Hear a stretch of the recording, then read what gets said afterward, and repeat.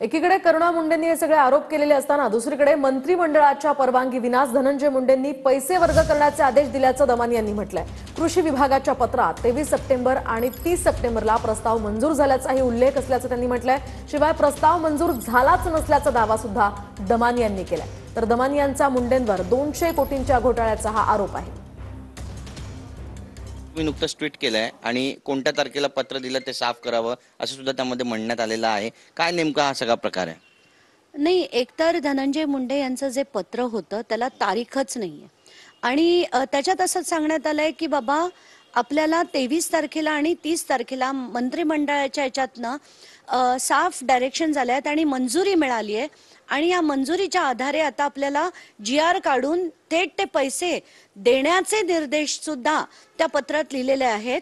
गंमत म्हणजे या पत्रावर तारीख नाही आणि दुसरी गोष्ट म्हणजे कुठल्याही प्रकारे कोणाचीही मंत्रिमंडळाची ना 23 तारखेला मंजुरी होती ना 30 तारखेला मंजुरी होती आणि असं असताना खोटं पत्र लिहून यांनी हे मंजुरी करून घेण्यासाठी हे सगळं जे केलंय ते अतिशय चुकीचं। म्हणजे काल जर मी त्यांचं बघितलं, काल त्यांनी जे माझ्या प्रेस कॉन्फरन्स नंतर जे एक क्लॅरिफिकेशन त्यांनी दिलं होतं, क्लॅरिफिकेशन ते नव्हतंच।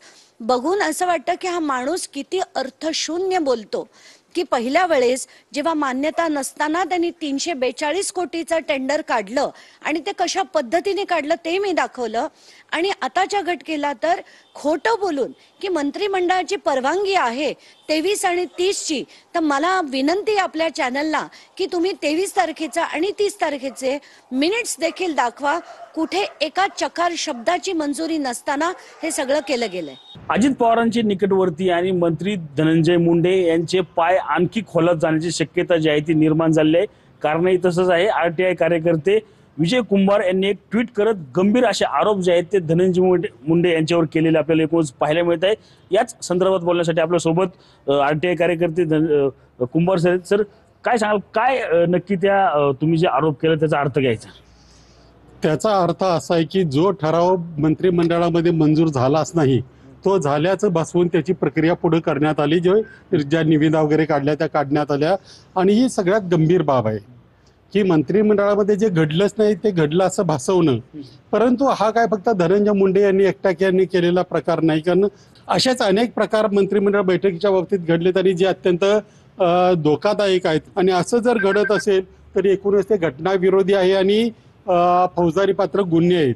विशेष म्हणजे एवढे आरोप झाल्यानंतर त्याच्यावर असे खुलासे देण्यापेक्षा संबंधित पक्षाने यापूर्वी मनोहर जोशी प्रकरण असेल त्यांच्यावर आरोप झाल्यानंतर त्यांनी लगेच राजीनामा दिलं होतं।